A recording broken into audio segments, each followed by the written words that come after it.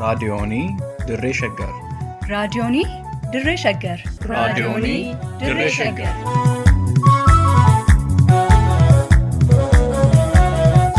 Raadiyoonii Dirree Shaggar. Raadiyooniin Dirree Shaggar torbaan guutuu guyyoodhaan galgalatti sa'aatii tokkorraa eegalee hamma sa'aatii tokkoof walakkaatti dambalii gabaabaa meetir baandii 19 kiiloo heerzii 15,415 irratti qophii dabarsuu amma jalqaba. Raadiyoonii Dirree Shaggar.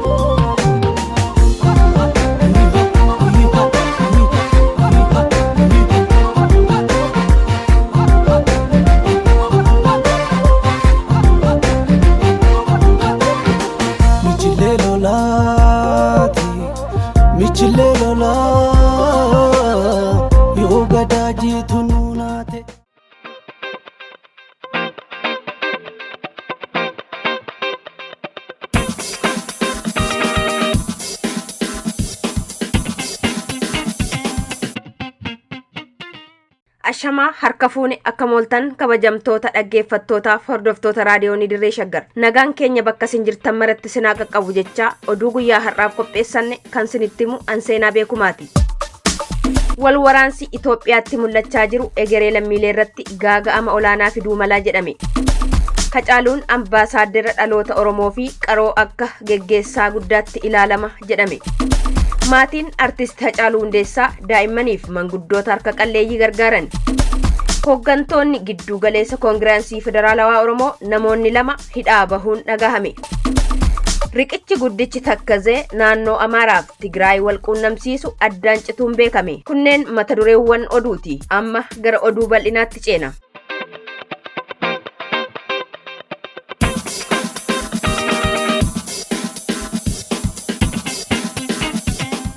Sochiin mootummaa Itoophiyaa fi adda bilisa baasaa uummata Tigraay taasisaa jiran wal waraansa irra deebii kan akeeku akka ta'e xiinxaltoonni siyaasaa tilmaaman. Ogeessi dinagdee fi rogeessi Oromoo Walaabuu Jiloo yaada kaleessa raadiyoonii Dirree Shaggariif qoodaniin lolli mootummaa Itoophiyaa fi Tigraay gidduutti taasifamuuf adeemu Oromiyaa gaaga'ama dinagdee siyaasaa fi jeequmsa hawaasummaaf saaxiluurra taree biyyattii guutummaatti agabuu bulchuu danda'a jedhaniiru. Paartilee mormitootaas ta'e qondaaltonni mootummaa naannolee biroo mooraa qabsoo saba isaanii giddu galeessa taasifatetti deebi'anii dahannoo ijaarratanii akka jiran rogeessi kun himaniiru. Biyya tokko keessa wajjin jiraannee wal waraananii dhiisiiti Kooriyaan kaabaa fi Ameerikaan wal waraanan Oromoo irratti karaa ta'een dhiibbaa cidheedhaa inuma qabaata. Waraana waan ta'eef maqaansa. Inni kun immoo dhiibbaa guddaadha yookaan nurratti qabaatu karaa garaagaraatiin dhiibbaa dinagdee guddaa qabaata. Kan jeequmsa hawaasummaa guddaan fida. Kan siyaasaallee guddaan fida. Waraanni kun hin deema yoo ta'e dirree waraanaatu jijjiirame malee waraanichi konvenshinal suma duraanii sanadha. Aangaa'onni siyaasaa Oromoo Oromummaa balfuun Itoophiyaa ijaaruuf socho'an uummatichaaf wabii ta'uu akka hin dandeenye dubbatanii Oromoonni qaama mootummaa keessa jiran balaa lolli as deemaa jiru Oromoof Oromiyaa irratti qaqqabsiisuun hubachuun garaagarummaa siyaasaa dhiisanii Oromummaa giddu galeessa godhachuun yeroon uummata ofiif baraaran amma akka ta'e hubachiisaniiru. Uummanni Oromoo hayyoota isaa dhaggeeffachuun bifa qindoomina qabuun wal ijaaruu fi wal dhaggeeffachuun balaa dhufuuf mala ofirraa qolachuuf akka gargaaru addeessan. Waa qopheessuu, walaa ijaaruu, walaa dubbisuu, hayyoota isaa dhaggeeffatu dhaamsa kanan qaba uummata Oromoo bal'aa.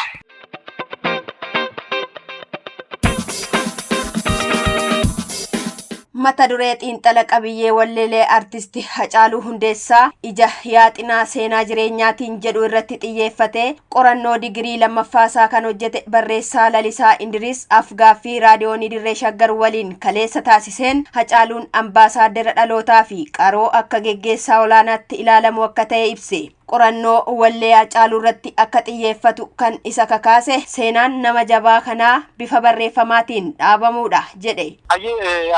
Lalisaa Indiriisiin jedhama.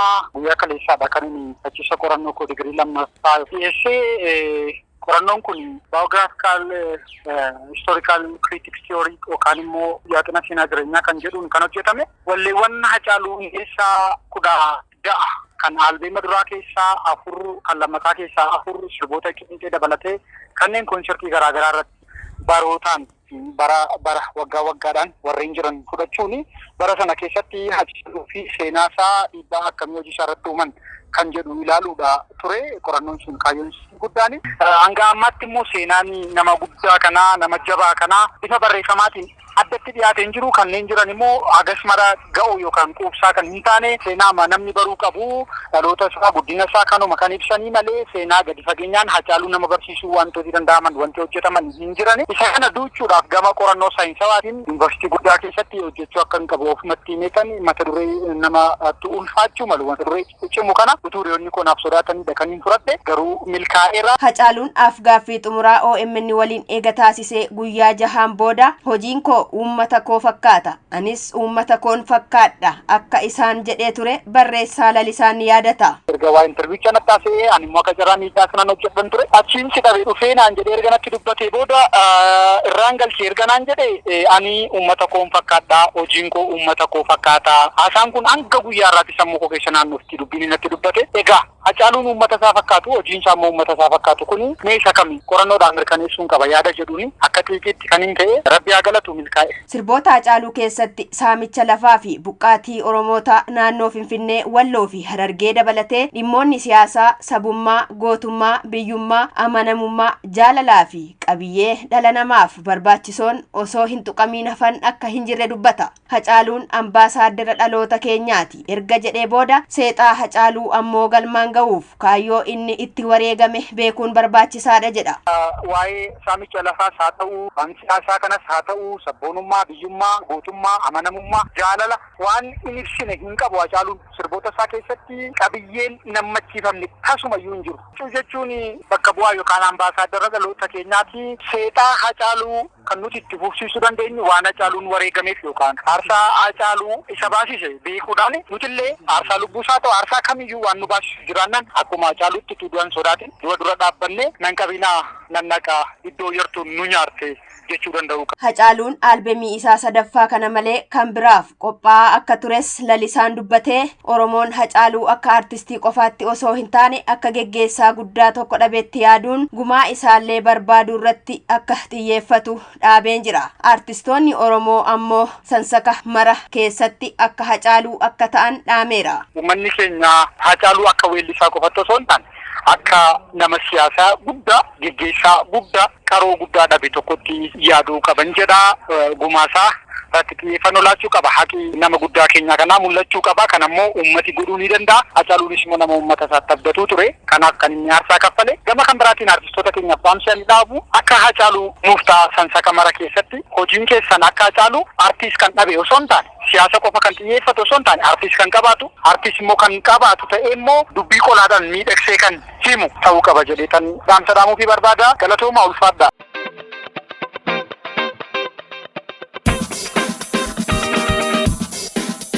Maatiin artiist Hacaaluu Hundeessaa daa'immanii fi manguddoota harka qalleeyyii 200 ol ta'an kanneen magaalaa Amboo keessa jiraataniif gargaarsa godhan. Haati warraa artiist Hacaaluu Hundeessaa aadde Faantuu Damissoo namoota gargaaruun kaayyoof karoora Hacaaluun qabaachaa ture waan ta'eef galmaan ga'uuf akka hojjettu ibsiteetti. Kaayyoon isaa fi karoorri isaa yeroo baay'ee namoota gargaarudha. Keessa isaa kan jiru kaayyoo isaa sanammaan immoo galmaan hanga yoo rabbi na gargaare jedheen har'aas hin argame. Kaayyoo Hacaaluun qabaachaa ture kanas qofaa ofii milkeessuu akka hin dandeenye ibsitee akkuma Haceen ani uummata koof qaaliidha jedhe uummanni Oromoo isaan cina akka dhaabbatu haati warraa gootaa aadde Faantuu Damissoo waamicha gooteetti. Kaayyoo isaa sana galmaan ga'uudhaaf itti qophaa'een jira. Garuu mukti tokko immoo kophaa isaan boba'u jedhamti Oromoon hin naamamaaku. Kanaafiyyuu uummatan qaba. Haceen koo akkuma jedhan uummata kootiif qaaliidha jedheera. Uummanni immoo isaaf maalidha kan jedhu deebisaa kanarratti kan argadha. Akka ergaattis akka imaanaattis kan dabarfadhu. Amma waggaa tokko namoonni hedduun maqaa isaatiin daldalaniiru. Waa hedduus jedhaniiru. Gocha isaanii kanarraa otoo dhaabbatanii natti tola. Gargaaruu kan barbaadan maqaa foondeeshinii kanaatiin gargaaranii maqaa isaa akka dhaabnu akka siidaatti akka dhaabnu barbaada. Aadde Faantuun haati warraa goota keenyaa garuu wantan itti gammaduu fi Waaqayyoon galateeffadhu haceen koo jiraan isaas du'aan isaas biyya raasa jechuun dubbatte. Garuu kan baay'een itti gammadus kan Waaqa galateeffadhus haceen koo too jiruyyuu biyya raasa du'ees biyya raasaa jira. Gaazexeessaan VOA ciminni kun eessaa dhufee jedhee yoo gaafatu haceetu na guddise jechuun aadde Faantuun gootummaa abbaa warraa ishee ibsiteetti. Eenyuun na guddise isarraan argadhe ciminna.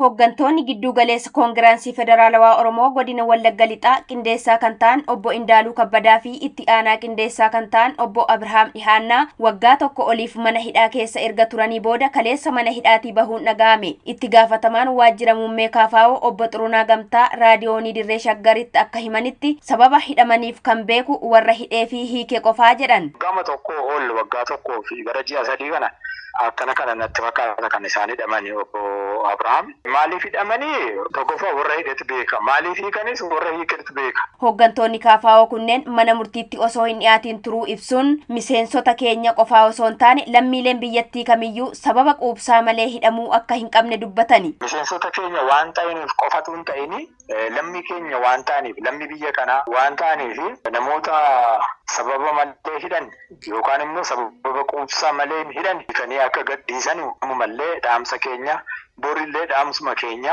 Dimookiraasiin biyya kana keessatti akka dagaaguuf hojjechaa osoo jiranii dhiibbaa yaadaa osoo hin taane dhiibbaan qawwee hidhaa fi hacuuccaa irratti godhamaa jiraachuu ibsaniiru. Hidhaa doorsisnii fi dararaan qabsaa'aa kallattii qabsoo irraa duubatti deebisuu akka hin dandeenye obbo Xurunaa Gamtaa himaniiru. Dimookiraasiin biyya kana keessatti akka mirkanaa'u bilisummaan namaa akka mirkanaa'u akka dimookiraasiin gabbatu jenneetu qabsoo keessa jirra. Kana fiixaan baasuudhaaf darabeedhaan akka hojjechuu dandeenyu hooggansa biyya kanaa keessatti akka qooda fudhachuudhaaf dandeenyu dhiibbaa nurratti gochuudhaan jiru. Dhiibbaa jechuun immoo dhiibbaa yaadaatiin utuu hin ta'in dhiibbaa qawweetiin, dhiibbaa hidhaatiin, dhiibbaa hacuuccaatiin kallattii itti adeeman irraa gara teellaatti deebisuu, sodaachisuu, gaabbisiisuu hin danda'u. Kanaan duras hin dandeenye ammas hin danda'u. Kana gara sammuutti fudhatanii yaadanii lammiilee kana hidhaa keessaa akka hiikan, darara keessa jala akka baasan.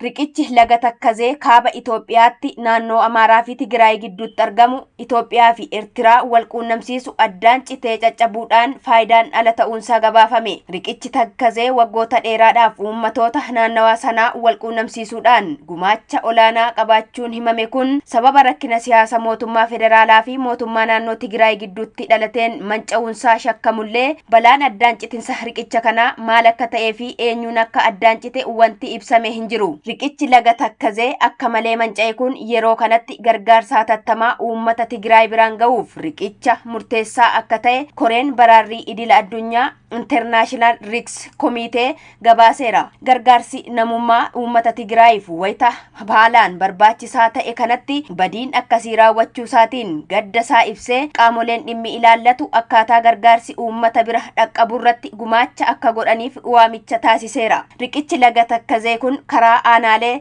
Tsalemtii fi Shireetiin naannolee Amaaraa fi Tigraay wal quunnamsiisa ture. Egaan dhaggeeffattoota keenya oduun har'aaf qopheeffanne kanuma hanga ammaati. Sagantaalee raadiyoonii Dirree Shaggar hafan waliin turtii gaarii qabaadhaa.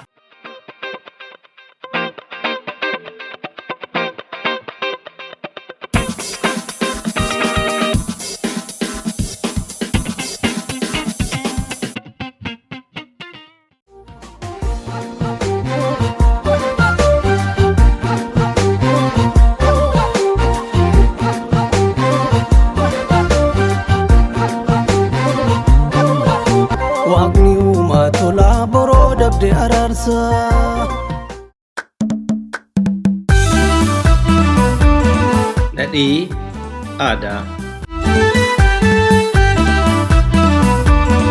Qophii nadhii aadaa jedhu kanaan dilbii aadaa Oromoon qabu kan qoratamee himamee fi barreeffamee hin dhumne keessaa irraa qicannee cuunfaa xiqqoo isiniif dhiyeessina. Nadhii aadaa.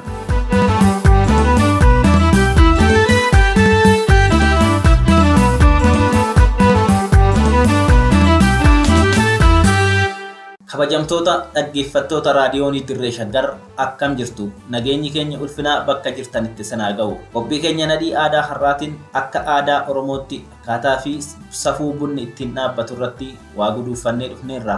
Guduunfaa keenya mataa furree haga isin biraan geenyutti akkan waliin turtaniif kabajaan isin affeerra. Bunni gosa midhaanii ta'ee faayidaawwan adda addaatiif kan ooludha. Hiikan bunni uummata Oromoo biratti qabu hiika midhaaniitii oli. Bunni safuu fi duudhaa ittiin tikfamu qaba. Iddoon argama isaa Oromiyaa godina Jimmaa bakka kattaa Mudhukaa jedhamu ta'uu ragaaleen baay'een kan ibsan yoo ta'u yeroo ammaa kanatti biyyoota addunyaa hedduu keessatti haala adda addaatiin dhimma itti bahamu irratti argama. Bunni araada ittiin bahuuf qofaaf osoo hin taane saboota garaagaraa biratti dhimmoota adda addaaf akka oolu ragaalee baay'een ni agarsiisu. Kana keessaa mee bunni uummata Oromoo biratti safuu fi hiika maalii qaba?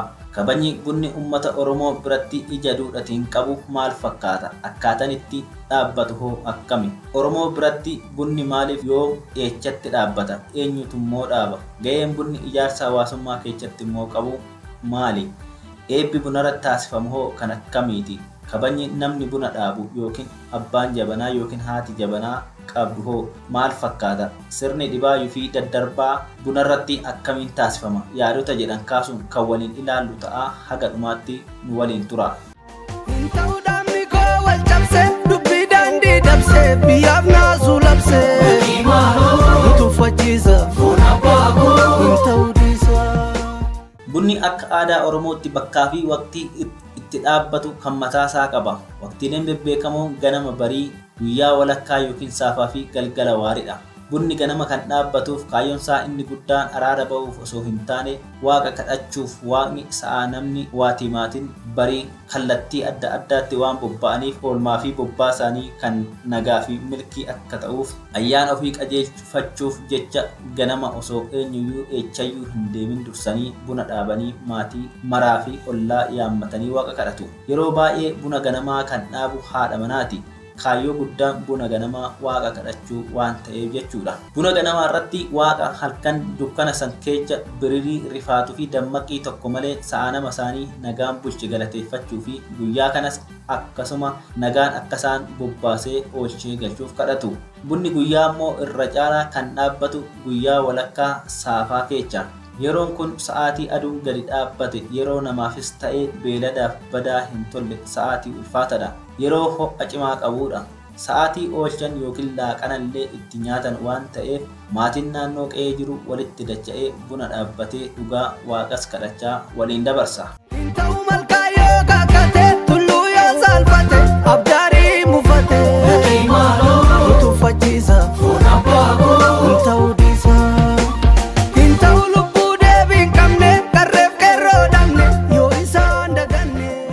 Galgala yeroo namni martii fi horii hunduu alaa galan erga hameeyyiin elmamanii jabbiin gola isheetti galtee tikseen loonitis dhiyana nyaatee booda buna dhaabu. Buna kanarratti maatiin hunduu walitti deebi'ee ollaa waliin dhuga. Waaqa nagaan oolchee horii fi nama isaanii nagaan quubsee galches galateeffatanii halkan itti deeman kanas nagaan nu bulchi jechuun kadhatu. Karaa biraatiin bunni bakkeewwanii fi waqtiilee adda addaatti ni dhaabbata. Kaayyoon isaas akkuma sirnaatti wal hira. Mee iddoowwanii fi waqtiiwwan bunni itti dhaabbatu muuziqaa gabaabaa kana booda waliin haa ilaallu. Ammas nu waliin tura. Tuffachiisa ta'uu dhiisa. Hin ta'uu afaanii lallaba tokkummaa moodaba yoo wallaamne gaba. Tuffachiisa ta'uu dhiisa. Bakkeewwan buna itti dhaabbatan kaayyoo fi dhimma adda addaa irratti hundaa'ee iddoo hedduutu jira. Bakkeewwan kunniinis mana jireenyaa boroo ofiitti, mooraa loonitti, bitimaa yookiin karra duratti, galma warra ayyaantuu, ulfaa warra hangafaatti, abdaaritti, malkaa fi tulluutti, horatti darbee darbees faloo adda addaatiif daandii guddaa waa hundi irra bobba'u irrattis ni dhaabbata. Bunni iddoo adda addaatti dhaabbatu kunis akka dhuunfatti, akka maatitti, akka balbalaa yookiin warraatti fi akka gosaatittis ta'uu danda'a. Kunis dhibdeewwan akka dhuunfaa, maatii, akka warraa fi gosaatti dhufe falachuuf ta'a jechuudha. Warri yookiin maatiin tokko yoo dhibdeewwan adda addaa irra deddeebiin kan mudatu ta'e warra raagaa yookiin ayyaantuu gaafatachuun akkuma jedhamanitti jaataniiwwan biraa dabalatee bakkaa fi akka jedhamanitti buna dhaabbachuun falatu. Buna dhaabbachuun dhibdee isaanirraayis fayyuu jechuudha. Karaa biraa immoo bunni kan dhaabbatu yeroo keechummaan namatti dhufu. Keechummaa mana namaa dhufe kamiifiyyuu buna dhaabuun aadaa Oromoo keessatti baay'ee baratamaadha. Nama tokko mana ofiitti affeeruufillee gorii buna dhugdee dabartaa buna siifaa dhaabanii jedhama. Nyaataa dhugaatii kamiyyuu caalaa keechummaa mana namaa dhufeef dursee kan dhaabbatu buna. Namni mana namaatti goree yoo waa dhabellee yoo nama komatu warra ebeluu dhaqeen bunumallee dhugina manaan jedhu dhabe jedheefaa komata. Mee amma immoo manatti yookiin akka maatii ofiitti yoo bunni dhaabbatu wantoota wal duraa duuban jaataneeffaman muuziqaa ce'umsaa kana booda walumaan haa ilaallu. Ayyaantu mammoona ayyaantu waaqa kadhachuu yoona ayyaantu mammoona qaallu waaqa kadhachuu yoona. Buna baay'inaan kan dhaabu dubartoota, haadha manaa, ijoollee durbaa yookaan hojjettuus ta'uu danda'a. Hojii mana keessaa baay'inaan dubartoonni hojjechuun baratamaa waan ta'eef malee buna dhiirris yoo dhaabe homaa rakkinan qabu. Akka maatitti yookiin manatti yoo dhaabbatu haalli meeshaaleen buna itti dhaabanii ittiin dhugan toora galanii taa'an tartiibaa fi safuu mataa isaatii qaba. Namni buna dhaabu yookiin haati jabanaallee seeraan soorofteeteechi. Jabanaa duuba taa'anii akka malee faca'uun yookiin sochii akka feetee agarsiisuun hin danda'amu. Seeraan roga qabatanii taa'uun dirqama. Meeshaalee buna ittiin dhaabanillee seeraan toora galfatanii kaawwatu. Fuuldura haadha jabanaa rakabootii shiniitu ta'a. Kallattii bitaa ishiitiin immoo ibidda bunni irratti danfutu ta'a. Harka mirgaa haadha jabanaatiin immoo shaftoo yookiin teechoo jabanaan yoo danfee raawwate irra kaa'amutu ta'a. Iddoon bunni itti dhaabbatu kunis seeraan qulqullaa'ee akka ijaa fi miira namaaf tolutti mijachuun dirqama. Eega waa hunduu haala kanaan sossoneeffameen booda akkuma bunni danfee irraa bu'een ollaan buna dhugaa yaamama. Haga ollaan yaamamee dhufutti immoo sharfaa yookiin midhaan daddarbaaf ta'u qopheeffatu. Sharfaan buna irratti dhiyaatu kunis akaayii qamadii, akaayii boqqoolloo, kan ataraa, kan baaqelaa, biddeenaa fi daabboo ta'uu danda'a. Kana jechuun abbaan waanuma qabu dhiyeeffataa jechuudha.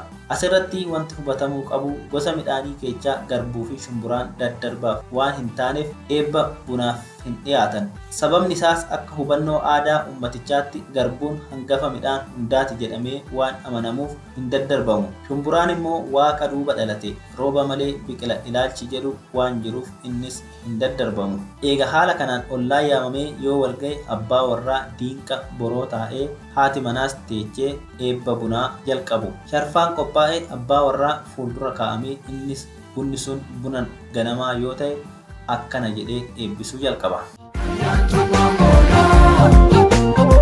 Luba koo waaqa kadhachuu yoona ayyaantu mammoona Oromoo waaqa kadhachuu yoona. Hayyee yaa Waaq nagaan bullee nagaan oolchi bariin Waaqa lafaan bobbaasee nagaan nu galchi sa'a nama keenya nagaye galtee gamtee nu lagi waan gamteerra nu aansi bara kana bara nagaa nu godhi birraan adda adda waraanaa kan dhukkubaa nu oolchi yaa Waaqati dhugaa nu dubbisi kan nyaannu kan dhugnu nu sifeechi biyya teenya nutti urgeechi dhukkuba boollan qabi diina waraanan qabi qabii nama hamaa jalaa nu baraari bitaa mirgattuu nu nagaye ambaashin biraan nu gaye hamtuu nurraa gaddarbi toltuu onnu deebisi jedhee erga eebbiseen booda daddarbee dabaree eebbaa haadha manaasaatti dabarsa. Ishiinis akkanaan eebbashii jalqabdi. Kan isin jettan tolaadha. Tolaan nu haa ga'u. Galanni Waaqaaf lafa haa ga'u. Waaqni kan nagaan nu bulche nagaan nu haa oolchu. Sa'a namaan nu haa naga'u. Bobbaa bobbaate nagaan nutti haa galchu. Dirreen teenya dirra jabeeffattee nu haa baattu. Hamaa keenya ba'aa haa dadhabdu. Jabanaan teechumaan dachee hafuura Waaqa nuuf haa araarsu. Hamtuu nurraa gaddarbi toltuu onnu deebisi. Nagaa. Jechuun eebba xumurtee ishiinis daddarbiti. Sa'aatii eebbaa kanatti jamaan buna sanarratti argame martuu dubbachuus ta'ee asiifachi socho'uun tasa hin danda'amu. Safuu eebba bunaa waan ta'eef namuu callisee bakkuma taa'u eebba warra eebbisu jalaa qaba. Kana booda haati jabanaa buna shinii tokkotti buuftee borootti dhibaafatti. Dhibaayyuun erga dhibaafameen booda sharfaa dhiyaatirraa jalqaba kan dhadhamu haadha jabanaati. Mataan sharfaa daddarbaatti aansee haadha jabanaatiif kennamaa jechuudha. Ittaan sun bunni shiniitti buufamee abbaa manaarraa jalqabee haadha manaa itti aansuun tartiibuma hangafaa quxusuutiin bunni taa'aa mana san jiru hundaafuu hirama. Yeroo kana kan kennu nama biraa ta'a malee haati jabanaa duubaa kaatee buna hin hirtu. Yoo namni hiruuf dhabame yookiin kan achitti argamu namoota umurii baay'ee ishiirra caalan ta'an qofa kaati. Haala kanaan hunduu taphachaa fi kolfaa jaalalaan buna waliin dhugu. Sababni isaa ifatti beekamuu baatus bunni haga sadaffaatti dhugama. Erga bunni sadaffaan dhugameen booda hundumtuu afaan tokkoon haadha bunaa eebbisuu gara yaada isaaniitti bobba'u. Warrumaan walitti qabanii haati jabanaa dubara qarree yookiin kan hin heerumne yoo taate haala kanaan eebbisu. Bunaaf nagaan dhabinaa bakka jabanaan taa'e nageenyi haa taa'u. Harka jabanaa qabatteen qabbana qabadhu. Ol jettu waaqarraa argadhu, gad jettu lafarraa argadhu, fayyaa nagaa argadhu, lafa kaattuuf gahe dhirsa gabbataa siif haa bobbaasu. Kan yaadaa qalbiin gabbate kan dirraa situu gabbifataa. Kan yaabbatu kooraa guutu kan dhahu dhiiga afaan si guutu jechuun qoosas itti makaatuma eebbisuun jabanaas kaasanii bobba'u. Fuula dacha uyyuuna ayyaantuma moonaa.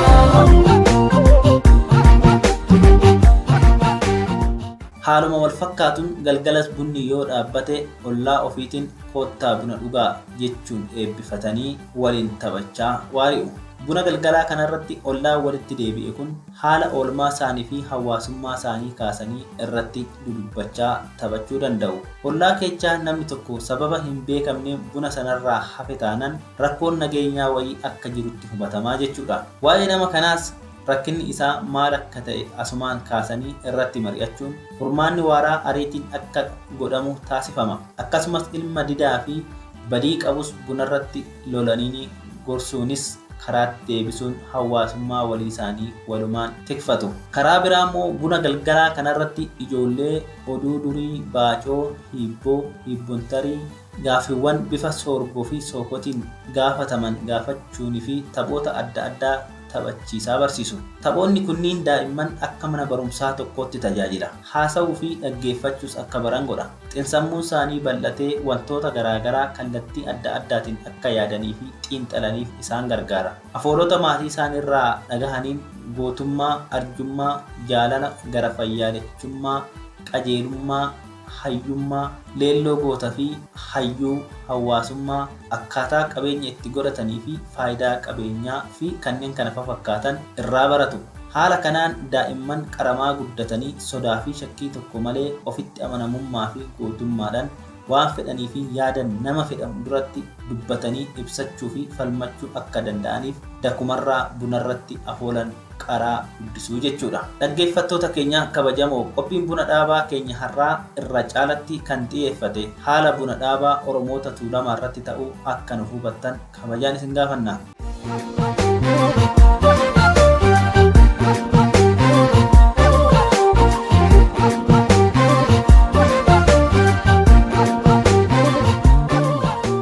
Egaa kabajamtoota dhaggeeffattoota raadiyoonii Dirree Shaggar sagantaa keenya har'aaf waa'ee buna dhaabaa irratti qabannee dhufne kanumaan luka butuu keenya. Torban yeroo wal fakkaatatti mata duree biraan haga wal agarrutti maatii waatii keenya waliin lafa nagaa bulaa, bunaaf nagaa hin dhabinaa jenna. Qophicha qopheechee kan isiniin biraan ga'e ani Gurmeechaa Gammachuuti. Turree waaqeffataan bakka waalchaa dhabee ta'u wal gannee gaachuuni tornaata baachuuni shammannee nyaachuuni utuffachiisa ta'uu dhiisa ta'u ulfaa galtu yaadiru ulfinni kan keen jiru raga baasaa boru utuffachiisa ta'uu dhiisa ta'u kutaadhaan hin kaatina dhibbeen jirre naanina lakkii waliin nyaatina utuffachiisa ta'uu dhiisa.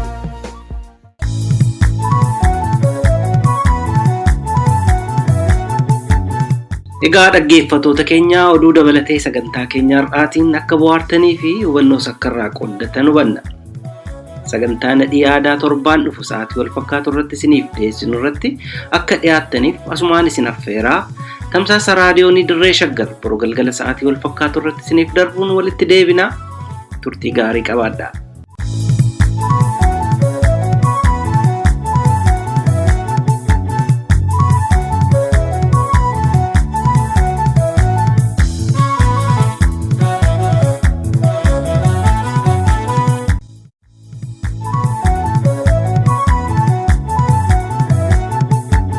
raadiyoonii Dirree Shaggar raadiyoonii Dirree Shaggar. raadiyoonii Dirree Shaggar.